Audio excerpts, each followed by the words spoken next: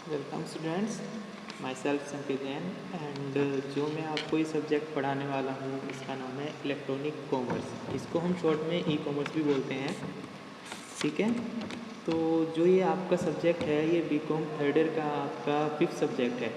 ठीक है, electronic commerce के बारे में ही हम इसमें पढ़ेंगे। बेसिकली जैसे बात करते हैं कि इलेक्ट्रॉनिक कॉमर्स है क्या। जैसे आप लोगों ने कभी ऑनलाइन शॉपिंग की होगी, मोस्टली करते ही हैं सब, तो वो क्या है, एक ई कॉमर्स का ही पार्ट है। ई माने इलेक्ट्रॉनिक और कॉमर्स माने, जैसे आपने फर्स्ट ईयर और सेकंड ईयर में भी पढ़ा होगा कि कोई भी चीज़ जैसे हम परचेज़ करते हैं या सेल्स करते हैं तो वो क्या होता है, एक तरह से कॉमर्स होती है, यानी कि किसी चीज़ का इंपोर्ट और एक्सपोर्ट। ठीक है, उसको हम कॉमर्स बोलते हैं। और वही काम अगर हम हार्डवेयर में ना करके अगर हम इलेक्ट्रॉनिकली करते हैं, जैसे हम ऑनलाइन कोई चीज़ परचेज़ करते हैं या सेल करते हैं, तो उसको हम इलेक्ट्रॉनिक कॉमर्स बोलते हैं। ठीक है, आज हमारा पहला लेक्चर है, तो आज हम जो है इसके सिलेबस के बारे में पढ़ेंगे। क्योंकि सबसे पहले अगर हम कोई भी चीज़ पढ़ते हैं, कोई भी सब्जेक्ट हम पढ़ते हैं, तो उससे पहले हमें इसके सिलेबस के बारे में पता होना चाहिए। ठीक है, तो इसमें जो है आपकी मेनली 5 यूनिट्स हैं ई कॉमर्स सब्जेक्ट में। ठीक है, इसमें जो फर्स्ट यूनिट है वो आपका जो टोटल इसमें जो टॉपिक्स हैं वो सारे आपके इंट्रोडक्शन से रिलेटेड हैं। यानी कि ई कॉमर्स का जो इंट्रोडक्शन है वो कम्प्लीटली इस फर्स्ट यूनिट के अंदर आपका कवर अप हो जाएगा। ठीक है, इसमें जो मेन जो इसका नेम है फर्स्ट यूनिट का वो इंट्रोडक्शन ही है। ठीक है, इसमें आपके टॉपिक्स हैं जैसे इंट्रोडक्शन टू ई कॉमर्स, यानी कि ई कॉमर्स क्या है। ठीक है, वो हम उसका इंट्रोडक्शन पढ़ाएंगे इसमें। नेक्स्ट है आपकी डेफिनेशन, यानी कि ई कॉमर्स की जो पर्टिकुलर डेफिनेशन है कि ई कॉमर्स आया कहाँ से है वो हम इसके अंदर पढ़ेंगे। नेक्स्ट इसके टॉपिक जैसे आप जो मैंने पीपीटी आपके सामने शो की हुई है, इसमें भी जैसे आप देख पा रहे होंगे कि इसमें काफ़ी सारे टॉपिक्स दिखाए गए हैं जो भी आपका सिलेबस में है। जैसे आपका ई कॉमर्स बेस्ड एक्टिविटी, यानी कि हम ई कॉमर्स में कौन कौन सी एक्टिविटी कर सकते हैं। नेक्स्ट आपका goals of e commerce, goals यानी कि जो आपका किसी जैसे आप हिंदी में बोल सकते हैं उद्देश्य, यानी कि हम किस उद्देश्य से ई कॉमर्स का यूज़ करते हैं। ठीक है, उसके गोल्स क्या क्या हैं। ठीक है, नेक्स्ट आपका आता है technical components of E commerce, यानी कि जो ई कॉमर्स हम यूज़ करते हैं उसके कंपोनेंट्स क्या क्या हैं, उसके फंक्शंस क्या क्या हैं। नेक्स्ट आपका एडवांटेजेस ऑफ डिसएडवांटेजेस हैं ई कॉमर्स के, यानी कि कोई भी चीज़ अगर हम यूज़ करते हैं या कोई भी चीज़ अगर दुनिया में होती है तो उसके डिमेरिट्स भी होते हैं, मेरिट्स भी होते हैं, यानी कि एडवांटेजेस भी होती हैं, उसकी डिसएडवांटेजेस भी होती है। इस तरह ई कॉमर्स के भी बहुत सारे एडवांटेजेस हैं और डिसएडवांटेजेस भी हैं।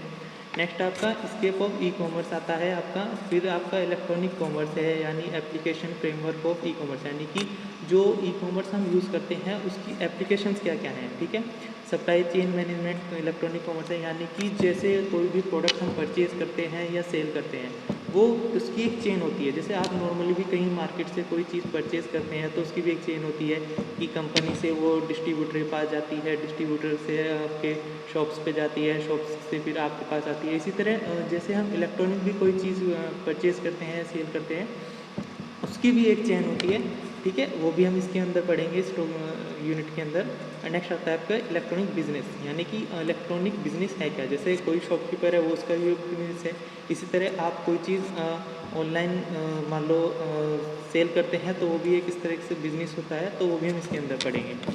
नेक्स्ट टॉपिक, नेक्स्ट यूनिट आपकी सेकंड यूनिट है। इसका जो इसमें जो टॉपिक्स आपके कवर होंगे वो है आपका प्लानिंग ऑनलाइन बिजनेस। ये इसका नाम है सेकंड यूनिट का आपका। इसके अंदर आपका nature and dynamics of the internet, यानी कि जो भी अगर हम कोई इलेक्ट्रॉनिकली कोई चीज़ परचेज़ कर रहे हैं या सेल कर रहे हैं तो वो इलेक्ट्रॉनिकली कैसे होगी, डेफिनेटली उसमें इंटरनेट की यूज़ पड़ेगी हमें। तो इंटरनेट का यूज़ कैसे करते हैं इलेक्ट्रॉनिक कॉमर्स में, तो हम इसके अंदर पढ़ेंगे। नेक्स्ट आपका आता है electronic business models. Electronic business models है क्या। ठीक है, कोई भी चीज़ आप सेल करते हैं या परचेज़ करते हैं, ठीक है, नॉर्मली भी करते हैं। चलो अब यहाँ पे जो है ई कॉमर्स की बात छोड़ देते हैं एक मिनट के लिए। तो जैसे हम नॉर्मली भी कोई चीज़ परचेज़ करते हैं या सेल करते हैं तो उसके लिए हमें 2 चीज़ चाहिए होती हैं। कौन कौन सी, एक तो हमें शॉपकीपर चाहिए होता है जहाँ से हमें सामान लाना है, दूसरे हमें कस्टमर चाहिए होता है। तभी तो दोनों चीज़ों के मिलान से ही तो हम कोई चीज़ खरीद सकते हैं और परचेज़ कर सकते हैं। अगर इन 2 चीज़ में से कोई भी एक चीज़ एब्सेंट होगी तो क्या वो फुलफ़िल हो पाएगी हमारी नीड, नहीं हो पाएगी। ठीक है, इसी तरह हमारे जो इन दोनों के कॉम्बिनेशन से जो चीज़ बनती है वो हमारे 4 मॉडल्स बनते हैं। ठीक है, जैसे आप इसमें देख रहे होंगे स्लाइड में, इसमें फर्स्ट लिखा है B2B। बी यानी कि बिजनेस और टू यानी कि बिजनेस, ठीक है, बिजनेस से बिजनेस यानी कि business to business means that कि कोई कंपनी है जैसे अमेज़ॉन है और एक सपोज़ दूसरी कंपनी है, कोई भी अदर कंपनी, सपोज़ आप चलो आप मोबाइल फ़ोन्स की ले लेते हैं, जैसे आपकी है कोई भी है, मान लो रिलायंस ही है, ठीक है, चलो ये ले लेते हैं, या नोकिया ले लेते हैं, सैमसंग ले लेते हैं, कोई भी है।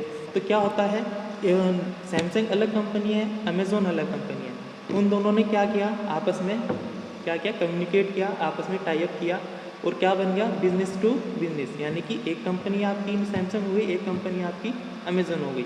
वो क्या है, कस्टमर नहीं है, लेकिन आपस में क्या कर रहे हैं, बिजनेस कर रहे हैं एक दूसरे के साथ, ठीक है। इसी तरह नेक्स्ट आता है आपका B2C यानी business to customer. Business to customer का मतलब क्या है आपका, जैसे आपका अमेज़ॉन हो गया और आप हो गया, आपने कोई चीज़ अमेज़ॉन से परचेज़ की तो वो क्या हो गया आपका B2B हो गया, ठीक है। नेक्स्ट सॉरी B2C हो गया। नेक्स्ट आपका C2C है, जैसे कस्टमर टू कस्टमर, यानी कि कोई चीज़ जैसे OLX है, वो क्या करती है, एक कस्टमर आप हैं उसके, क्योंकि आप खरीद भी सकते हैं उस पर और सेल भी परचेज़ भी कर सकते हैं और सेल भी कर सकते हैं। इसी तरह एक दूसरा कस्टमर है, वो भी दोनों चीज़ें कर सकता है।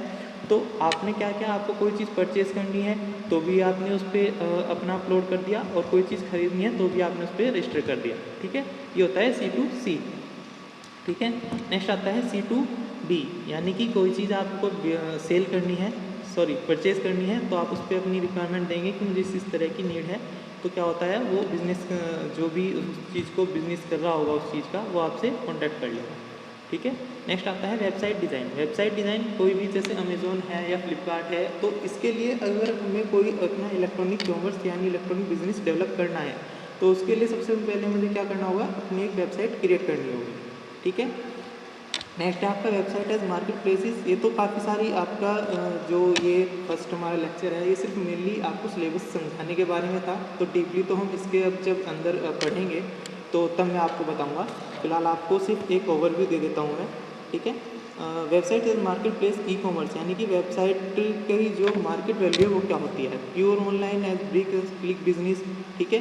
ये सब इसके accessing requirements for an online business, यानी कि रिक्वायरमेंट्स क्या है ऑनलाइन बिजनेस के लिए, डिज़ाइनिंग डेवलपमेंट्स, उसकी जो डिज़ाइनिंग होनी चाहिए वो अच्छी होनी चाहिए, डिस्प्लेइंग द सिस्टम, अपनी जो भी सिस्टम है उसको डिस्प्ले होना चाहिए। थर्ड यूनिट आपकी आती है, उसके बाद ये सब आपका इंटरनेट से रिलेटेड है। थर्ड यूनिट जैसे आप देख भी रहे होंगे आपका टेक्नोलॉजी एंड ऑनलाइन बिजनेस, ठीक है। ऑनलाइन बिजनेस आपका सेम इलेक्ट्रॉनिक बिजनेस की तरह ही होता है। Internet and it's evaluation, it's infrastructure, ठीक है, यानी कि इंफ्रास्ट्रक्चर कैसा होना चाहिए हमारा। मिडिलवेयर डोमेन नेम्स, यानी कि जो भी आपका डोमेन नेम होता है, जैसे आपकी वेबसाइट का भी डोमेन नेम होता है, वो भी आपका सही होना चाहिए। टेक्स्ट इंटीग्रेशन, ई बिजनेस एप्लीकेशंस हैं आपकी, यानी इलेक्ट्रॉनिक बिजनेस की एप्लीकेशंस हैं। Components of internet information technology structure, यानी कि अगर आप इलेक्ट्रॉनिकली इंफॉर्मेशन टेक्नोलॉजी के थ्रू कोई बिजनेस कर रहे हैं तो उसके लिए आपको कौन कौन से कंपोनेंट्स की नीड है वो भी हम इसमें पढ़ेंगे। डेवलपमेंट ऑफ इंटरनेट, यानी कि इंटरनेट का डेवलपमेंट कैसे होता है इलेक्ट्रॉनिक कॉमर्स के through, and extranet and their differences, ठीक है। ये सब इसमें हम पढ़ेंगे। नेक्स्ट आती है आपकी फोर्थ यूनिट। फोर्थ यूनिट में आपका ऑपरेशंस ऑफ ई कॉमर्स आता है, यानी कि ई कॉमर्स के थ्रू, इलेक्ट्रॉनिक कॉमर्स के थ्रू हम कौन कौन से ऑपरेशंस परफॉर्म कर सकते हैं। उसमें क्या करते हैं, ऑनलाइन पेमेंट मैकेनिज्म, यानी कि अगर हमें ऑनलाइन पेमेंट कर रहे हैं किसी चीज़, जैसे आप कोई भी फॉर्म फिल करते हैं या कोई चीज़ परचेज़ करते हैं उसकी ऑनलाइन पेमेंट करते हैं, तो वो भी क्या है, इलेक्ट्रॉनिक कॉमर्स का ही पार्ट है, ठीक है। इलेक्ट्रॉनिक पेमेंट सिस्टम सेम वही है। पेमेंट गेटवे, पेमेंट गेटवे यानी कि हम किस किस तरीके से या किस किस वे के थ्रू हम अपनी पेमेंट कर सकते हैं, वो हमारा पेमेंट गेटवे कहलाता है।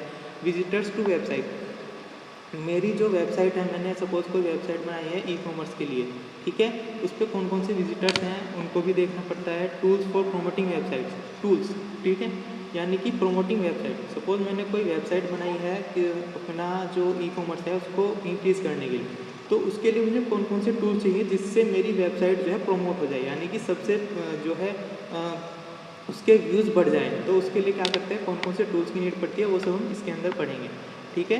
नेक्स्ट आता है आपका इसी यूनिट के अंदर जो नेक्स्ट टॉपिक है वो है आपका risk management options for E payment system, यानी कि ई पेमेंट अगर हम इलेक्ट्रॉनिक पेमेंट किसी चीज़ की कर रहे हैं तो उसके लिए कौन कौन से रिस्क आ सकते हैं कि हमारी पेमेंट फंस सकती है या कुछ भी हो सकता है, वो सब इस यूनिट के फोर्थ यूनिट के इस पार्ट में पढ़ेंगे, ओके। नेक्स्ट आती है आपकी फिफ्थ यूनिट। फिफ्थ यूनिट में आपका सारा सिक्योरिटी बेस आता है कि जैसे मैंने अभी भी बताया कि कोई पेमेंट हम करते हैं तो वो फंस ना जाए या कोई हमारी जो वेबसाइट है उसको हैक ना कर ले। ये सब जो भी चीज़ें जैसे security and legal aspects of e commerce हैं, यानी कि कौन कौन से हम लीगल एस्पेक्ट्स लगा सकते हैं अपनी वेबसाइट पे। थ्रेड्स इन कॉमर्स है, आपका security of clients and service provider है, यानी कि क्लाइंट्स को कौन कौन सी सिक्योरिटी मिल रही है। जैसे कई बार क्या होता है, कोई क्लाइंट हमारे क्लाइंट्स मीन्स कस्टमर से है, कस्टमर हमारी कोई चीज़ परचेज कर रहा है तो वो क्या करता है, उसको बार बार अपना जो ATM कार्ड है, डेबिट कार्ड, क्रेडिट कार्ड कोई भी है, उसकी डिटेल बार बार ना फिल करनी पड़े, तो वो उस पर एक बार डाल के छोड़ देता है। ठीक है, तो उसको कोई हैक ना कर ले, उसकी सिक्योरिटी का हमें ध्यान रखना पड़ता है।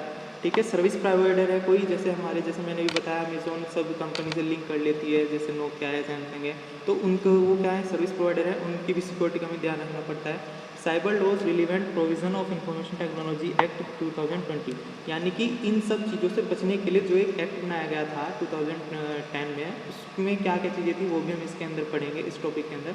उसके बाद आपका ऑफेंसिव सिक्योर इलेक्ट्रॉनिक रिकॉर्ड्स, यानी कि जो भी इलेक्ट्रॉनिक रिकॉर्ड्स हैं, जिसने भी हमारे पास पेमेंट की है उसका भी रिकॉर्ड हमें रखना पड़ता है सिक्योरली। ठीक है, वो भी सिक्योर होना चाहिए, वो भी हम इसके अंदर ध्यान रखेंगे। And digital signatures, penalties and adjudication. ठीक है, इसके अंदर जैसे हम देखते हैं कि कोई भी डिजिटल सिग्नेचर पेनल्टीज़ होती है या एडजस्टमेंट होते हैं, वो सब हम इसके अंदर पढ़ेंगे। डिजिटल सिग्नेचर होता है जैसे सपोज मैं नॉर्मली अपने हाथ से साइन ना करके कोई भी एक इस तरह की चीज़ जो इलेक्ट्रॉनिकली मेरे सिग्नेचर को फुलफ़िल कर दे। जैसे मैं कोई भी अपना जैसे आपने देखा होगा एक पेन ड्राइव टाइप आती है ई कॉमर्स, जिसको हम बोलते हैं डिजिटल सिग्नेचर, वो सपोज मैं किसी को दे देता हूँ तो वो मेरे बिहाफ पे पेमेंट कर सकता है, इसको हम डिजिटल सिग्नेचर बोलते हैं। ठीक है, नेक्स्ट आपकी जो 5th यूनिट है, 5 यूनिट, वो मैंने आपको उसका सिलेबस बताया है। नेक्स्ट लेक्चर में हम इसको डिटेल में पढ़ेंगे, पहले फर्स्ट यूनिट, सेकंड यूनिट, इस तरह से जैसे आपका सिलेबस चलता है इसी तरह चलेगा। तो नेक्स्ट टॉपिक में मैं आपको फर्स्ट यूनिट कराऊंगा। Okay guys, thank you so much, thank you.